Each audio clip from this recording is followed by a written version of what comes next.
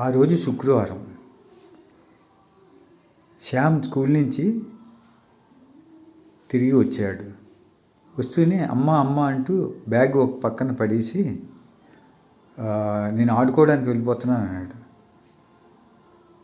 వాళ్ళ అమ్మ వద్దు ఉండు, ఏదైనా తిందు కానీ తిన్న తర్వాత వెళ్దు అని చెప్పింది. లేదు లేదమ్మా నేను వెళ్ళి ఆడుకుంటాను అని. ఉండరా, గాబరా పడతావేంటి, అసలు ఏంటి మీ ఎలా ఉంది, వాళ్ళు ఏంటంటే చెప్పారు స్కూల్లో, ఎలా అయింది, విషయాలు చెప్పవా నాకు? చెప్తానమ్మా. ఏముంది, హోంవర్క్ ఇచ్చారమ్మా, హోంవర్క్ ఇచ్చారు, తర్వాత సోమవారం ఎగ్జామ్ అన్నారు. ఏమి ఎగ్జాము? సైన్స్ ఎగ్జామ్ అమ్మా. Okay, science exam. సైన్స్లో ఏంటి? ప్లాంట్స్ గురించి. ఓకే, ప్లాంట్స్ గురించా, అలాగే. అయితే మరి ముందు కొంచెం ఏదైనా పాలు తాగి ఆడుకోవడానికి వెళ్ళంటే పాలు తాగించింది. తర్వాత కొంచెం ఆడుకొని వచ్చాడు. వచ్చిన తర్వాత శ్యామ్ టీవీ ఆన్ చేసుకొని కూర్చున్నాడు అనమాట. మరి హోంవర్క్ ఉందన్నావు కదరా అంటే, ఉండమ్మా ఇవాళ రేపు ఎల్లుండి సెలవు కదా, కొంచెం నేను ఎంజాయ్ చేయాలి. అవును, ఇప్పుడు ఆడుకొని వచ్చావు కదమ్మా, ఆడుకొని వచ్చావు, తర్వాత చూసుకోవాలి కదా, హోంవర్క్ చేసుకో కొంచెం, తర్వాత కొంచెం మండే ఎగ్జామ్ కూడా చూసుకో, సైన్స్ ఎగ్జామ్ అన్నావు కదా. అలాగేనమ్మా అని చెప్పి టీవీ ఆఫ్ చేసి హోంవర్క్ చేసుకొని మళ్ళీ టీవీ ఆన్ చేసాడు. అయితే నాన్న కొంచెం 10 నిమిషాలు, పావుగంట టీవీ చూసుకో, పర్వాలేదు, తర్వాత మళ్ళీ నీ సోమవారం ఎగ్జామ్కి కొంచెం తయారవ్వు అని తల్లి చెప్తారు. అలాగేనమ్మా అంటాడు. తర్వాత శ్యామ్ మనసులో అనుకుంటాడు, అమ్మ చెప్పింది కూడా నిజమే.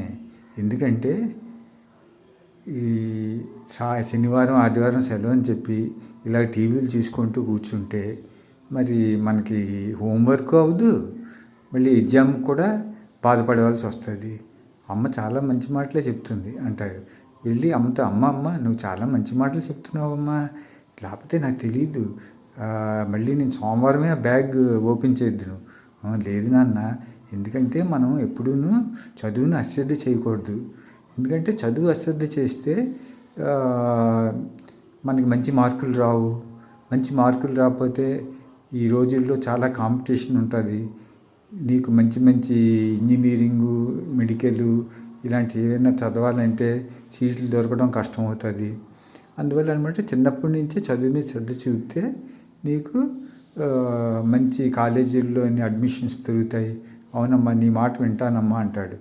తర్వాత సోమవారానికి ఎగ్జామినేషన్కి కొంత ప్రిపేర్ అయ్యి మళ్ళీ అమ్మ కొంతసేపు మళ్ళీ టీవీ చూసుకుంటా అంటాడు. తల్లి చిన్నపిల్లవాడి మనస్తత్వం అర్థం చేసుకొని పోన్లే అని చెప్పి, అలాగే అని చెప్పి ఒక మంచి ఛానల్లోని కార్టూన్ షో వస్తుంటే అందులోని కార్టూన్ షో చూస్తుంటాడు. తర్వాత ఒక పావుగంట తర్వాత అమ్మ మళ్ళీ నేను చదువుకుంటాను అంటాడు. అలాగే అమ్మ చదువుకో అని చెప్తుంది. అప్పుడు తల్లి కూడా అర్థం చేసుకుంటుంది, మనం పిల్లలకి మృదువుగా చెప్తే వాళ్ళే వింటారు అని.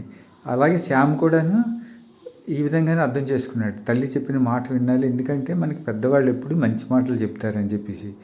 ఈ విధంగా పిల్లలు తల్లి ఇలాగా వాళ్ళ మనస్తత్వం అర్థం చేసుకొని ఉండడం వల్ల చాలా సంతోషంగా ఉండడం అయిందనమాట.